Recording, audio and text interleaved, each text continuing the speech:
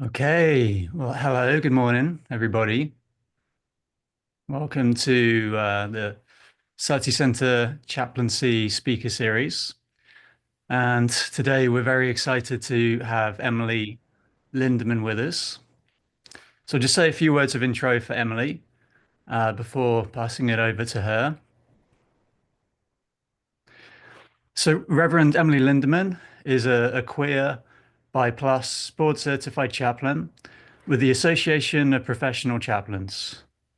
She is also a spiritual director, facilitator, and certified meditation teacher in the Shamatha Vipassana via the Open Heart Project. She was ordained to authorized ministry by the United Church of Christ in 2020 and is a member of the Open Heart Project, an online Buddhist Sangha with Tibetan Vajrayana lineage.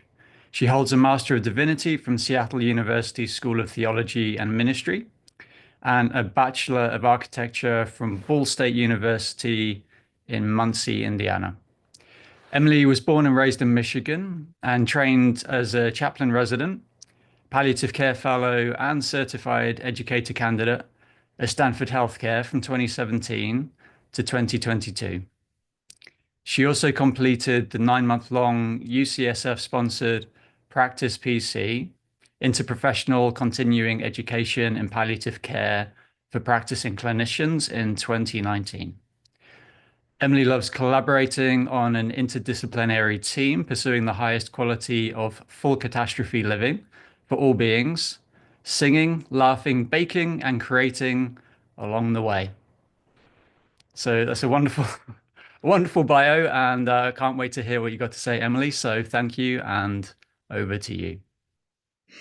Thank you, Jim. And hello, all. That bio just cracks me up. I'm always relieved when we get to the baking and singing and laughing along the way part. That sounds way more familiar and how I know myself. So nice to be with you today. And I'm going to share some slides. And so just give me a minute to pull that up. Can you see these okay? Great. Wonderful. Feel free to move your configuration around if you know how to make our faces bigger and the slides smaller, if you'd like. When Vanessa and I were talking about this presentation, I sent her this, and I must have been in a really creative, lofty mood, a palliative perspective on healthcare and living, learnings, and laughter with palliative care chaplain. And if I was going to rewrite it, it would just be Intro to Palliative Care, Emily's perspective. Like that's the bottom line, what we're getting today. And I do hope and plan to touch on an intro and overview of the palliative care specialty, touch on the specialist and generalist provider framework, and then share with you what inviting the spirit of improv into the practice of chaplaincy and life has meant for me and how it influences how I work with teams and people and just generally with being with other humans in this experience of living and some lessons learned. But before we do that, something one of my meditation teachers taught me from one of her meditation teachers is how to keep something sacred. And I do really consider this conversation and time together sacred this morning. And the three steps for that are make offerings, request blessings, and dedicating the merit, which we'll do together at the end of this time. But we've made an offering right now just by showing up to this moment. You know, the greatest thing that we can offer ourselves and each other is our presence and our awareness, our attention. If you just want to take a moment to look around the Zoom room and see that we're here together on a Saturday morning, and to request blessings. I automatically notice I close my eyes, which you're also welcome to do if you want to, and call to mind a teacher or an ancestor or someone who's offered care to you, who has been a palliative presence in your life, who has helped to alleviate suffering for you, or someone who has generously received your care.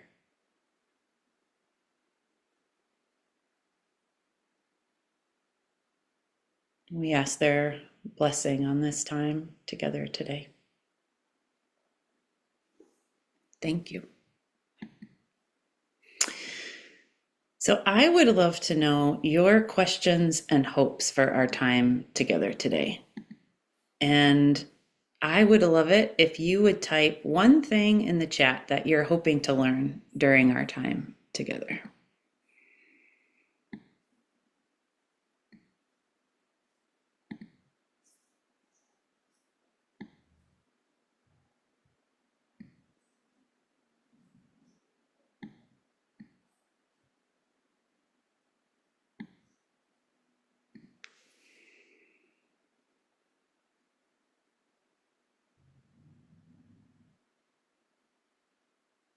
Mm,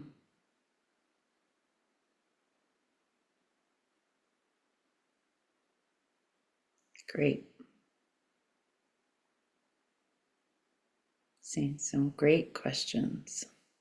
Sacred practice, being present with someone in a coma. What drew you to palliative care?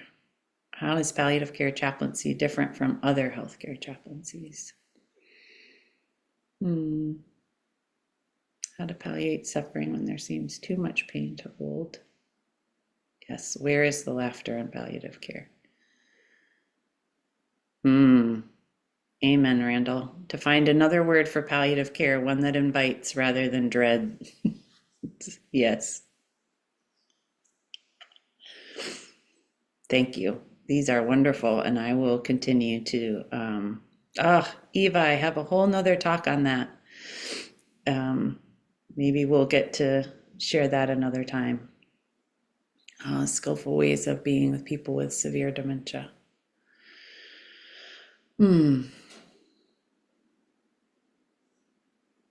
Oh, great. Happy to know we have a physician on the call. And I don't know if folks, I'm going to copy this into the chat. So I think we'll be able to cover a lot of these things, not all of them, but I hope we can touch on them in small and more expansive ways. So let's see. Palliative care. So Randall kind of tipped us off here, but if you could type in the chat or come off mute, when you hear that phrase palliative care, what comes to mind? What do you associate with those words?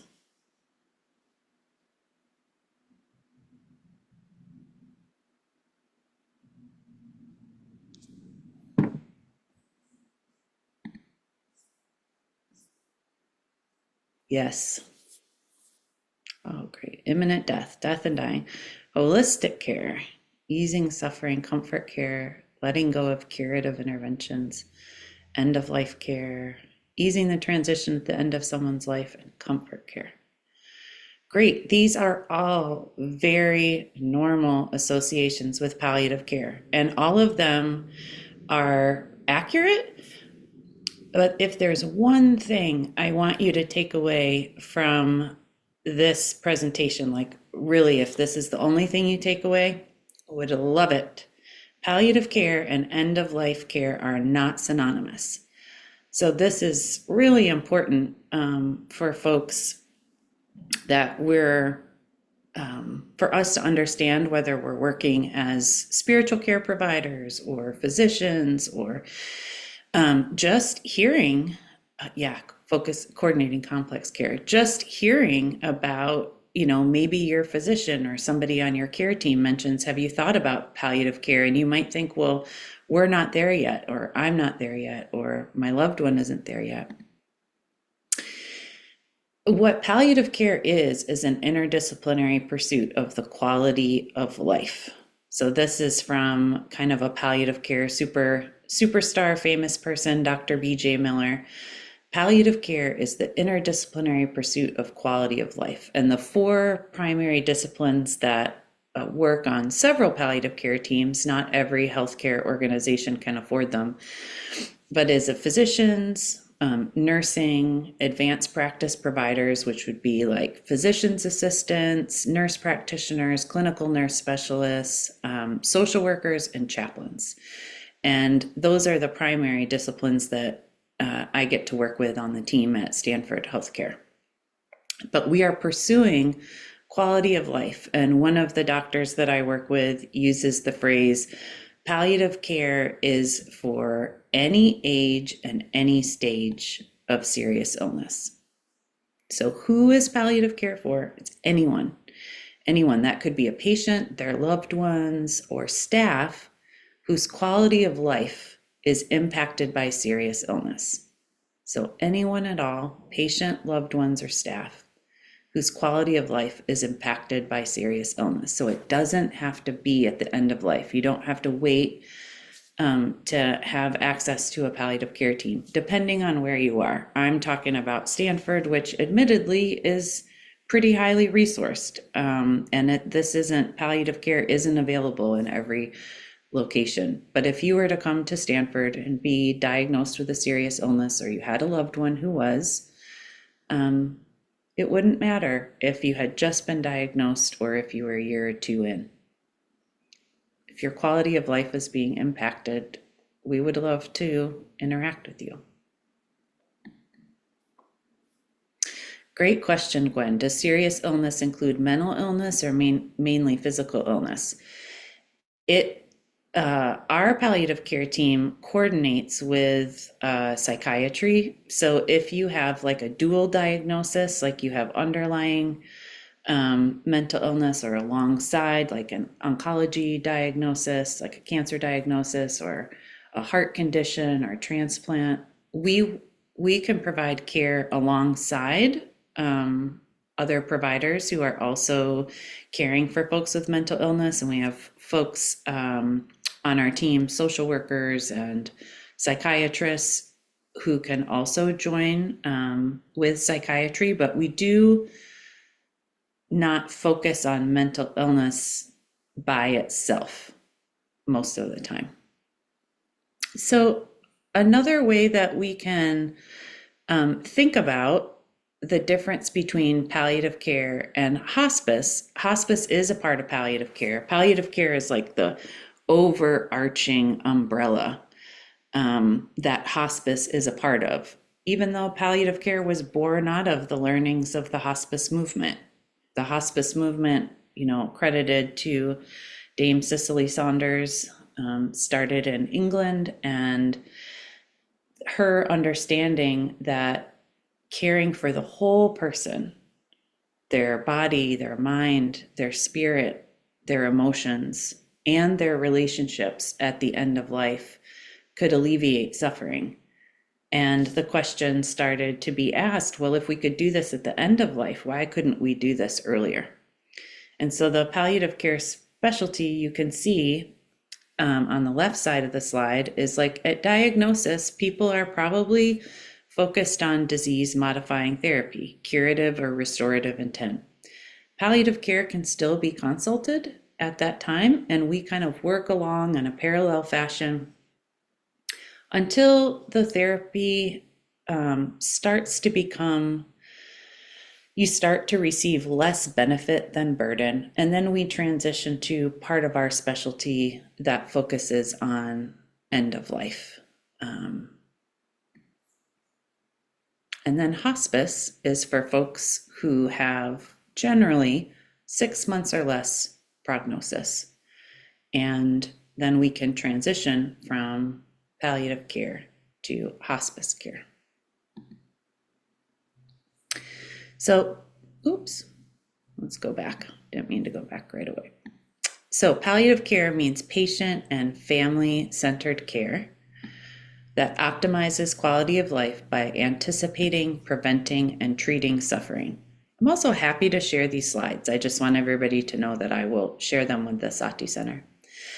Palliative care is offered throughout the continuum of illness, and it involves addressing physical, intellectual, emotional, social, and spiritual needs, and to facilitate patient autonomy, access to information, and choice. So we are really focused on getting to know who the patient is, their freedom as a human being inside of a system that can be really hard to navigate, access to information about their own health and well-being and what options they have, and then supporting their voice and their choices within that system.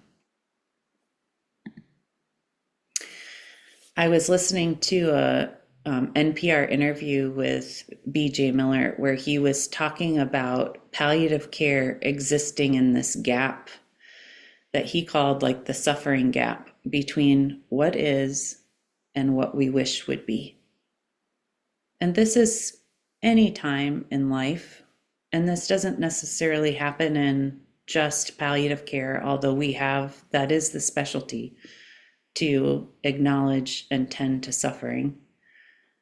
But this gap between what is and what we wish would be teaches us what we long for and about our desires. So it's not just a place of pain, it's also a place of learning. And then we get to be creative about how to meet that need in a new way and to let go of our attachment to what life was supposed to look like and tend to that grief. So we are a consulting service. That means that people need to be working with another team, like an oncology team, like a cardiology team, like a transplant team. And that team reaches out to us as an interdisciplinary team for a consultation. And here's the things that we specialize in. So I'm going to spend a little more time on this slide. We have 8 domains of care, and these are put together by the National Consensus Project. So when we look at the 8 domains of palliative care, it's maybe what first comes to mind is end of life. That is one of our specialties. That is a part of what happens to every person who's living is we acknowledge our mortality and we specialize for caring for people at that time of their life. But we also specialize in physical symptoms that come along with diagnosis early in treatment.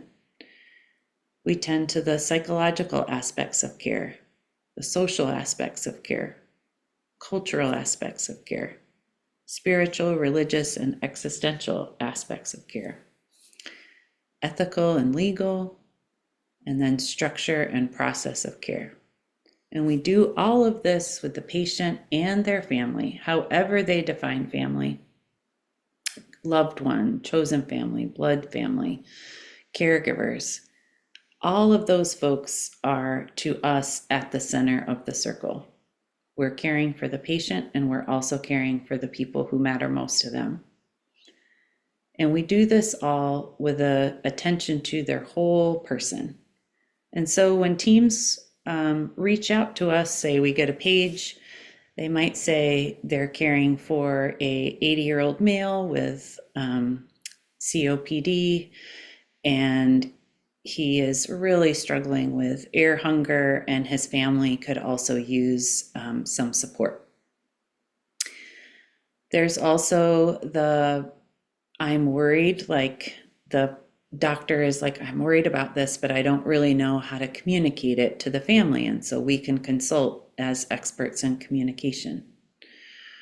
Or they could reach out to us and say, we think we're nearing the end of treatment options that we can offer to a patient, and we need to have what's called a goals of care meeting, where an update on somebody's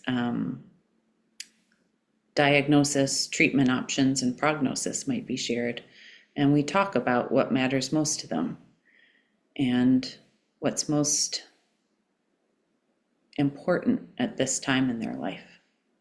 And then sometimes a patient's care is so complex There's so many different teams involved in the care that we get consulted to coordinate care, to facilitate many different teams coming together to focus on the patient and their loved ones at the center of the circle. So primary teams consult us for these primary things: pain and symptom management. It could be nausea, vomiting, dyspnea, which is shortness of breath, sleep disturbances, bowel regimen, anxiety, coping, goals of care conversations and family meetings, communication, collaboration, and then support. Just having, folks are having a rough time. Living with serious illness is rough and they could use support.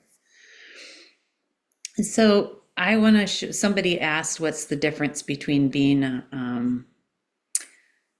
a chaplain on like a unit chaplain versus a palliative care chaplain. And I would say I never expected to, in my, experience, to be talking so much about like what people are eating or how their vomiting is going. And it's not that I am, it's not that I'm an expert in those things, but something that sets the palliative care team. I'll go back to this slide in a minute. This is where we talk about the generalist and the specialist model in palliative care. So a doctor, we're just use the 4 basic disciplines: a doctor, an APP, or a nurse, a social worker, and a chaplain. We should be generalists in all of these areas. So all of us have a general understanding and ability to assess physical symptoms. We should be able to assess how someone is coping psychologically. We should be able to assess who's on their team. Like, what does their social life look like? Who are their connections to? What's important to them about their culture, and how is their culture impacting their medical experience? And their spiritual, religious, and existential world, their inner life, their connection to community. All of us should be able to do that. And the difference is when I'm talking to somebody about their nausea or their sleep, I'm assessing and then I'm referring back to somebody on the team that can address it as a specialist, who can go and work with their nausea meds or work with them on their sleep. And then the same way, I expect the doctors and nurses and social workers on the team to be able to talk to their patients and loved ones about their inner world, their existential distress, and they will assess and refer to me as a specialist. So for me, and for all of us, I'll assume all of us, and I know there's at least one physician on the call, we aim to be palliative care generalists. And then for those of us who are spiritual care providers, we are spiritual care specialists. So in that realm, what's different about working on a palliative care team is I need to have the skills of facilitating goals of care conversations. I need to be able to assess people's symptoms and then know who to refer to while staying in my specialty role. What I want to transition to now is asking this. Palliative asks, what can we do and how can we be within and around what is that cannot be changed? So I'll say this again. If we're zooming out to more of the theory and philosophy that attracted me to palliative care. What can we do and how can we be within and around what is that cannot be changed? So there's like this non-dual, dual thinking here that was really attractive. It appears to be a dual model, but it's this non-dual reality of like everything's constantly changing and permanence is real. And there are some diagnoses that, there's not going to be a miracle that takes it away. And so within the reality, which I really appreciate palliative care and Buddhism sharing this overlap of what is, coming to terms with what is. And then what can we do with the time, space, resources, and relationships at hand? And we think, as palliative care team, a lot. We think there's a lot you can do, even if we can't quote unquote fix it or cure it. And we can be present. We can be present to the suffering and see if we can make it even just a little bit better. And how do we do that? And this is where I want to talk about inviting the spirit of improv into the practice of chaplaincy. So when I was first introduced to palliative care and I fell in love with the specialty during my CPE residency, it was somebody coming and talking about being truth tellers, that they would come in and actually say, well, if a patient, like someone said to me yesterday, well, I knew it was coming. And I say, well, by it, do you mean dying? And they say, yeah. I was like, oh, like these are the people who aren't going to talk around it. They're going to talk to it and maybe put the word on it. And I fell in love with that. And I fell in love with a group of people who were working together to put our minds and hearts together to really get to know somebody and understand what was important to them, and to work together as a team to try to see, like, what could we do? And at the same time, I was taking an improv class. I'm like a heady person. If anybody's an Enneagram, I'm a type 5. And I was like, I need to get out of my head and into my body. And so I took an improv series and I learned these awesome contexts. Oops, go back. I really want to get this to zoom in. Okay. Where I learned it's not about me. And if it's not about me, it's about the we. And that was awesome. So we would get together and play these games where we would do things like aim for average and make mistakes cheerfully. And it just felt like, even just saying that right now, I invite you to like loosen your shoulders or shake your arms. Like, being in a medical context can be just so tense and working around things that are so serious. But I was like, oh, aiming for average. Like, could I just show up to the room? Could I just tell the truth? Could I just ask some questions about who a person is? And then, like this week, when I was talking with a patient about their sons, and I said, oh, and your son Frank, and she's like, who's Frank? I said, oh, I guess I got that name wrong. And just like make mistakes cheerfully and move on, and just learn about the yes and to build on what people are saying and add on to that. And so, similar patient this week was having a really hard time with her appetite. And again, this is one of these things I'm talking about because I understand she needs to eat in order to feel better, to get strong enough to continue with the treatment for her disease. And I said, it's really, it's just, find it so odd that you're not hungry today, but 2 days ago during our visit, you were eating a bagel with cream cheese and you were eating hard-boiled egg whites. And she said, oh God, yeah, that tasted so good.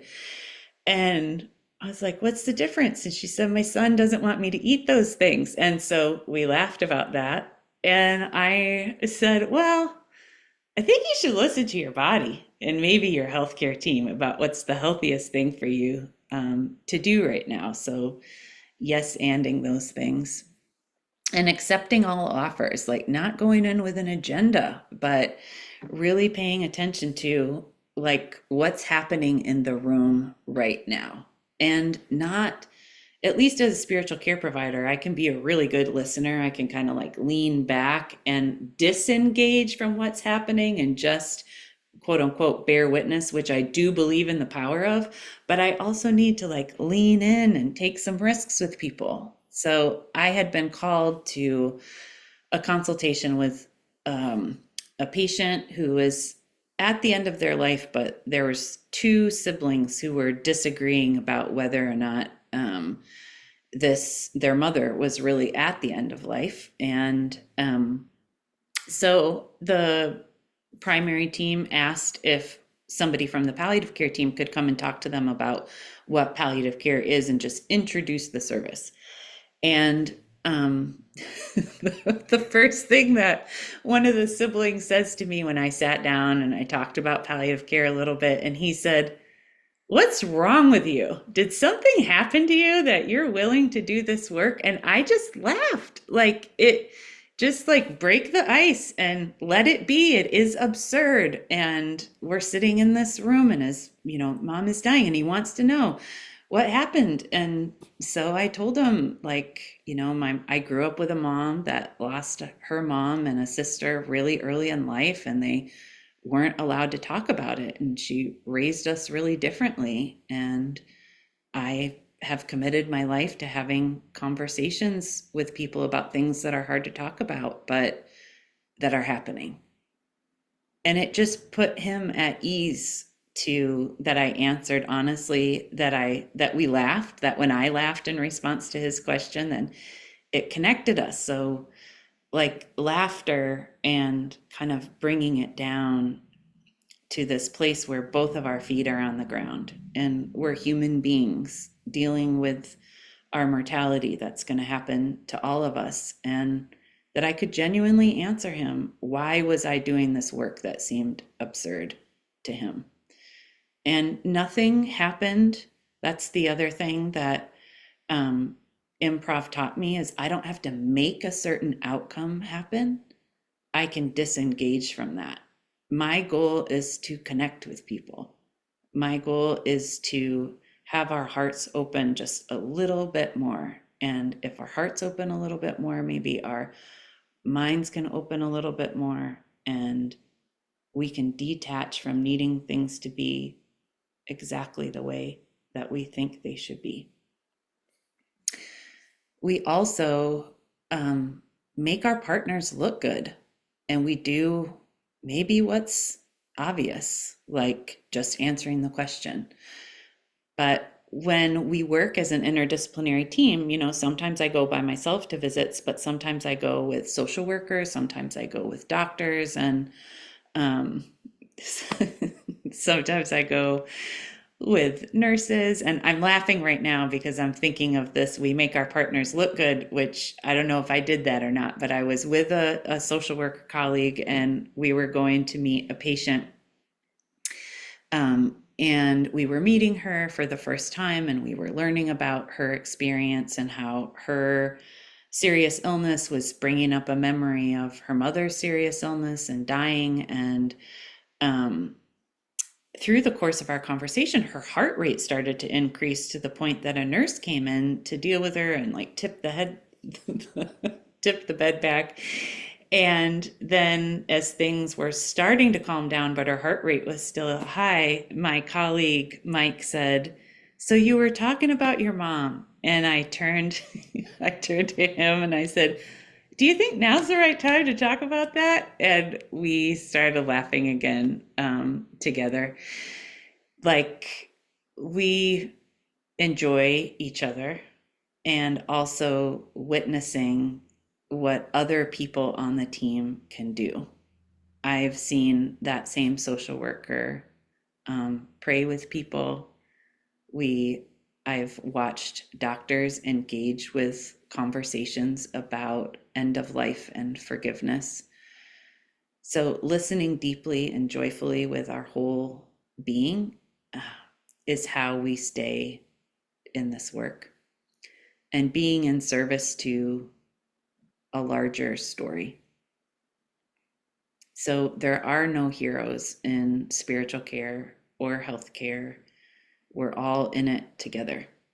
There's no one that's going to come in and save the day ultimately. Maybe for a moment, maybe we will, really depend on somebody's very specific skills, but there's always a team of people. And just remembering that is so important. It's not up to any of us individually. I want to pause for a minute. I'm going to stop sharing my slides. And I wonder if you'll do a little exercise with me. that I do with some teams sometimes where we're just gonna practice this spirit of improv. And you can rub your hands together if you want, just to generate a little energy. I know I've been talking a lot. You've been looking at slides. And I'm gonna put us into breakout rooms for just like a minute or two. And you're just gonna go in with somebody else, and all you're gonna say to each other is, I want you to succeed. That's it. Okay? So I'm going to put you in breakout rooms, and just for 1 minute, let's see, how many people are in our, great. Okay, here we go.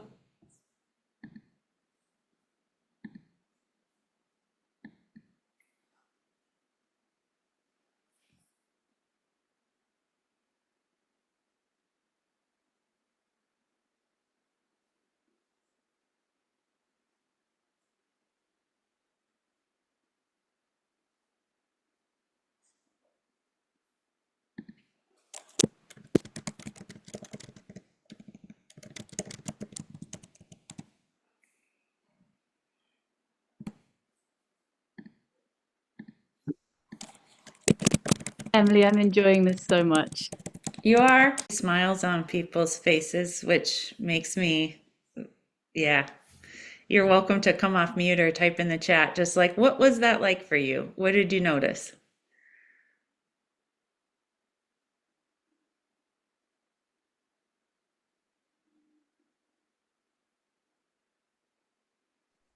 It was nice to be seen. It was nice to be seen. Yeah. What else?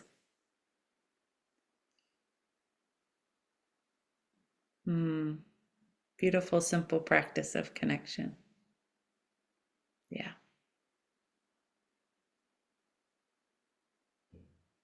Welcome back, succeeders, cheers. It's good to see your faces. We're just sharing with each other, how did it feel to do that exercise?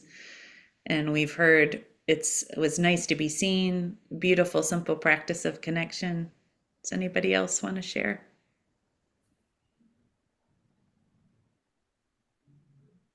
Heartwarming. Yeah. Gwen, go ahead.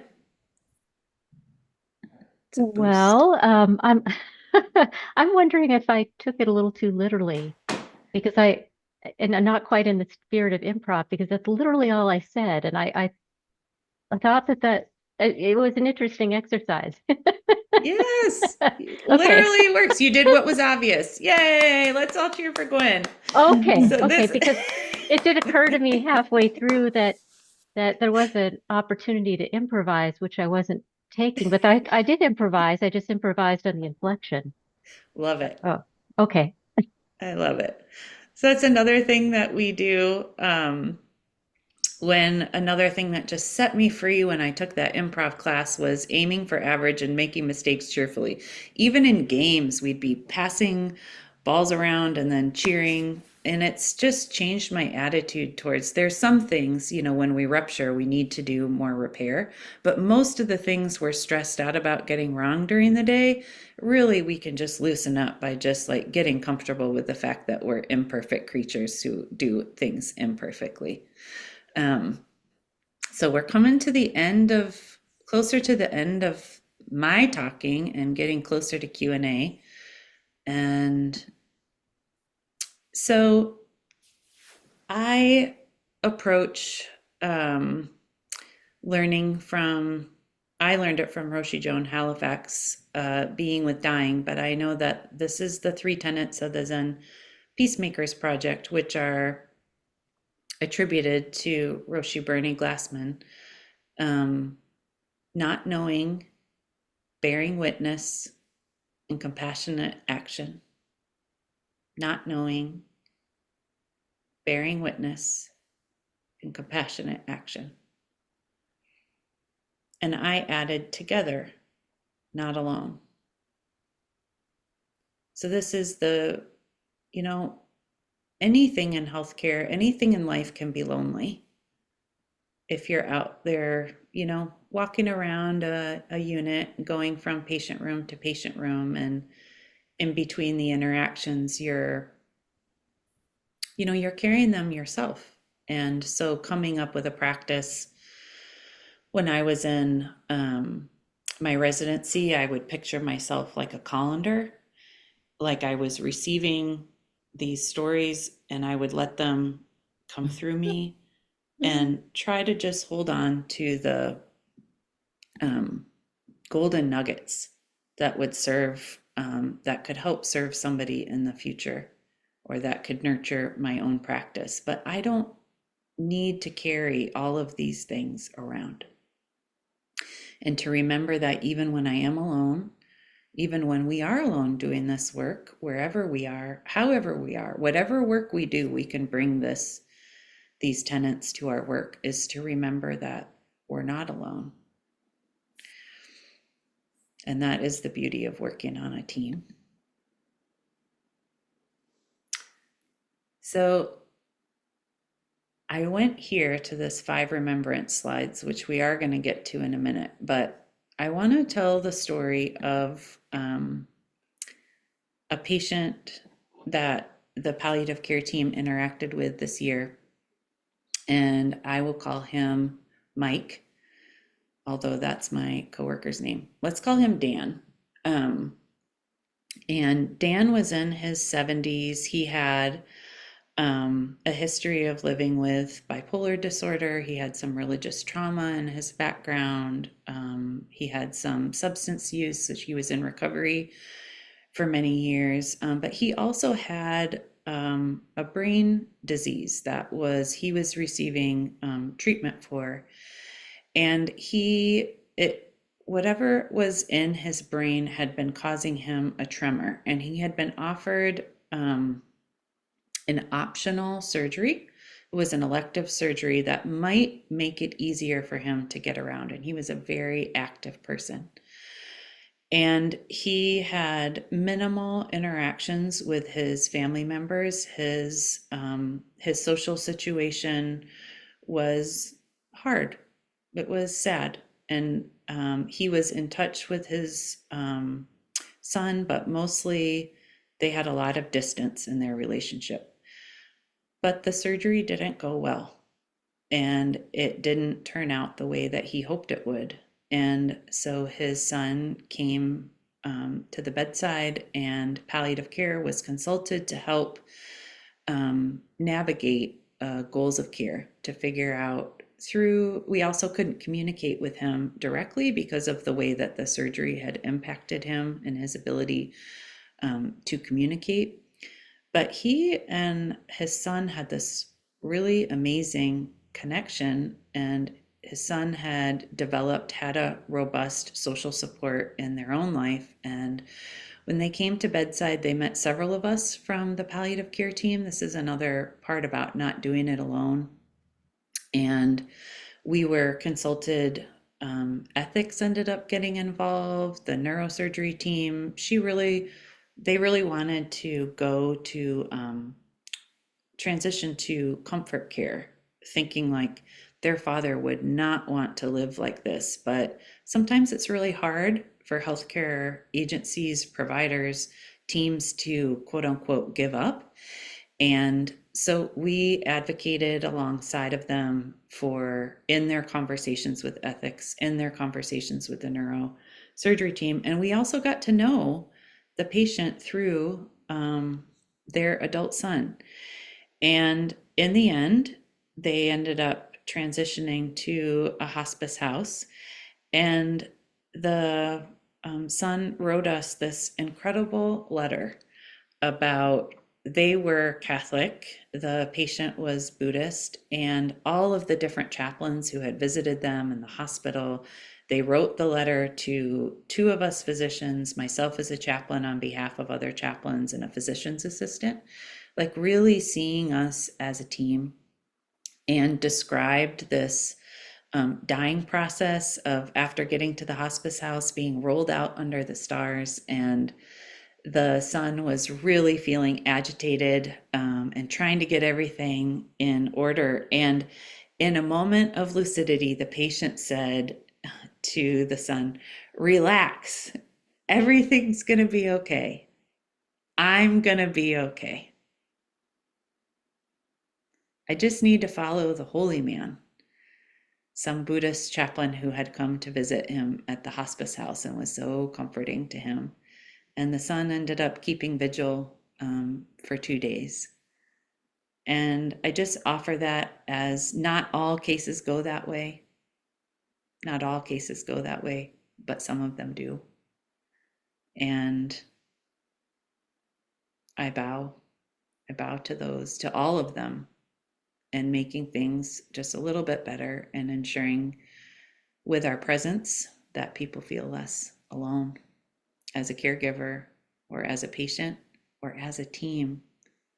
Sometimes the teams who are caring for patients need a palliative care team themselves. So as close for our time together, I would love us to do 2 things. To speak the 5 remembrances.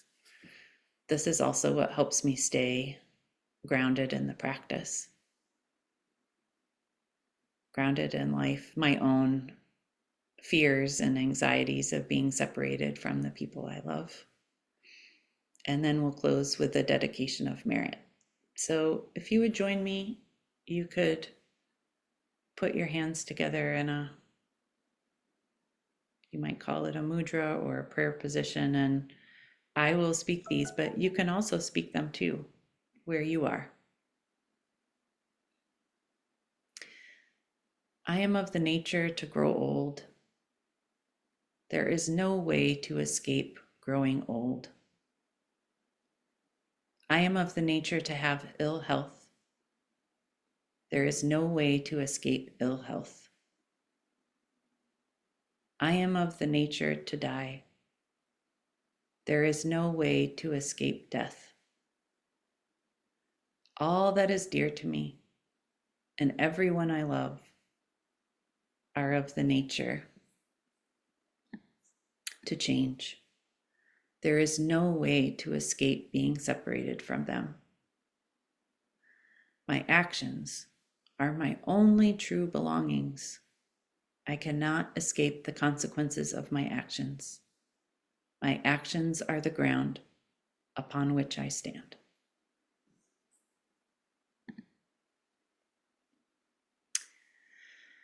May the fruits of our practice and this conversation be for the benefit of all beings. May our actions be for the benefit of all beings, known and unknown, seen and unseen, without one exception, including you and me.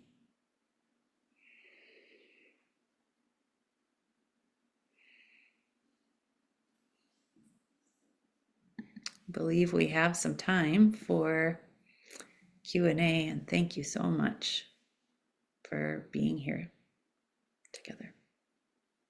I want to acknowledge my colleagues, Paul Former and Xiao, Chaplain Fellow at Stanford Healthcare this year.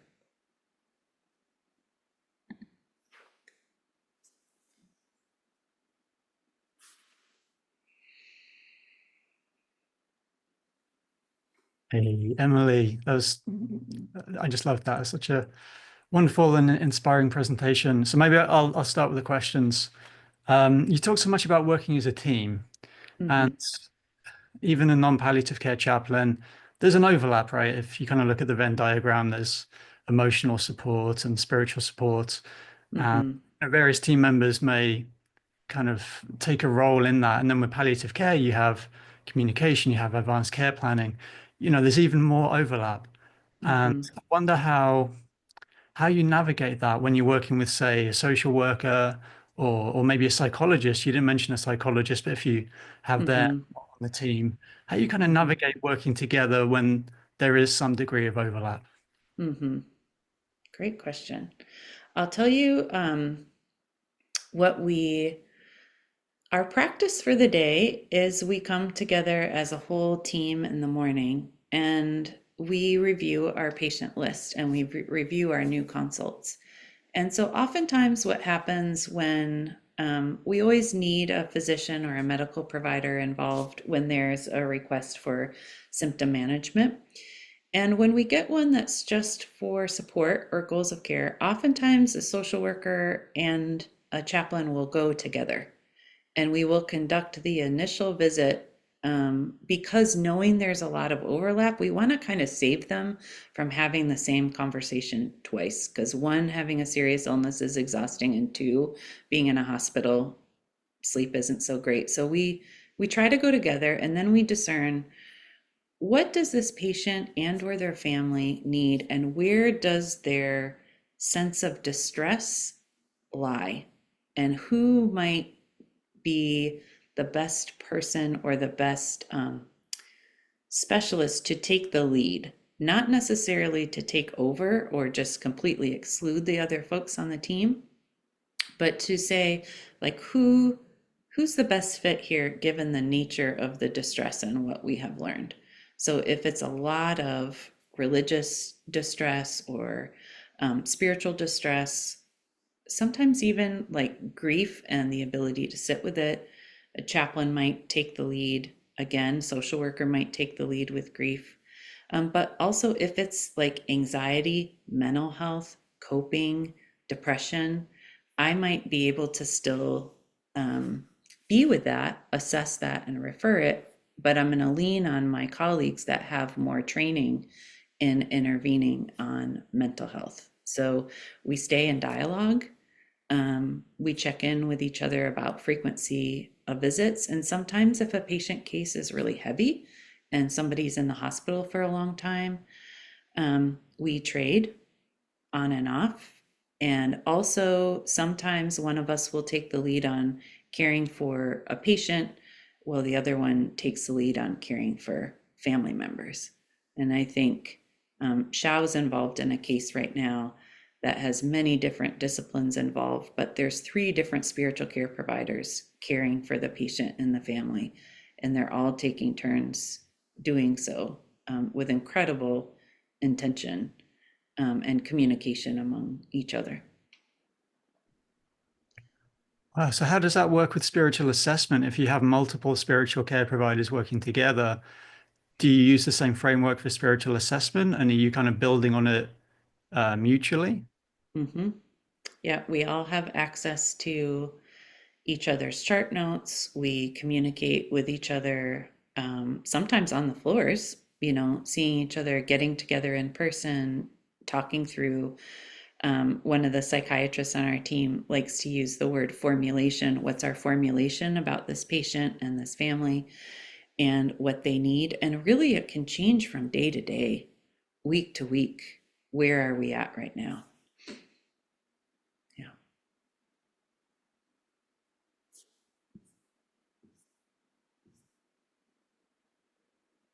Is care ever given outside of the hospital? Yes, Elise.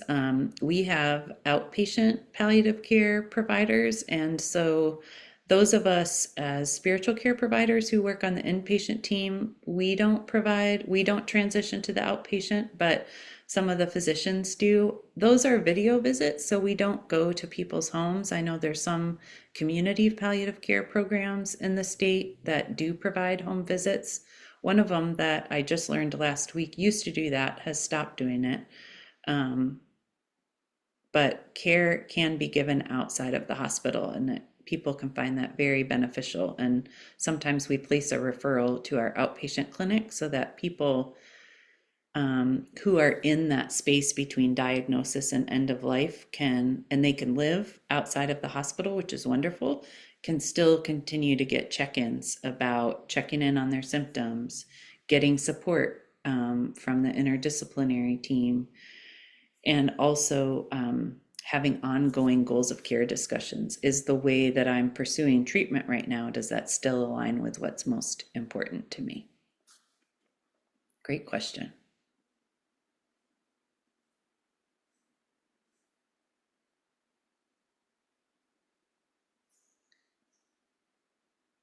If it would be okay, I would love to respond to the question about spirituality in our work. Would that be okay? Yeah. I'm going to share my screen for a minute and show you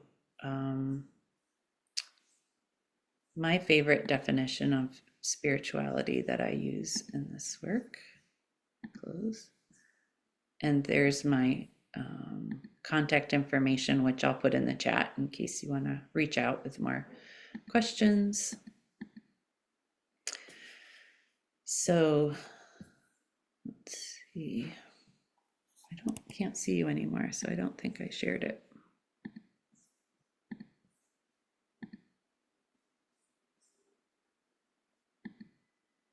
Okay. So spirituality is the dynamic and intrinsic aspect of humanity that refers to the ways persons seek and express ultimate meaning, purpose, and transcendence, and the ways they experience their connectedness, relationship to the moment, to self, to others, to society, to nature, and to the significant or the sacred. This definition was put together by a medical doctor with a work group. Dr. Christina Pachalski is the director of the George Washington Institute for Spirituality and Health. And this definition focuses on connectedness. And this spirituality of connectedness, I think, to show up, to be able to be present to someone else's inner world, to the way they seek and express ultimate meaning, purpose, and transcendence, and to be able to explore and be open to the way others experience their connectedness to the moment, to themselves, to others, to nature, the significant or the sacred. We have to know, physicians, social workers, chaplains, nurses, pharmacists, everyone, if we want to engage with the spirituality of another person, I really think it starts with being engaged with our own. And then we can be aware of this connectedness between ourselves, human to human, provider, or some folks are getting away from the word provider because it has this hierarchical thing, like I'm giving you something that you need. But in this exchange, we need to be aware of our own inner worlds to better connect with those of others. That's what I would say. All of it can be spiritual and is.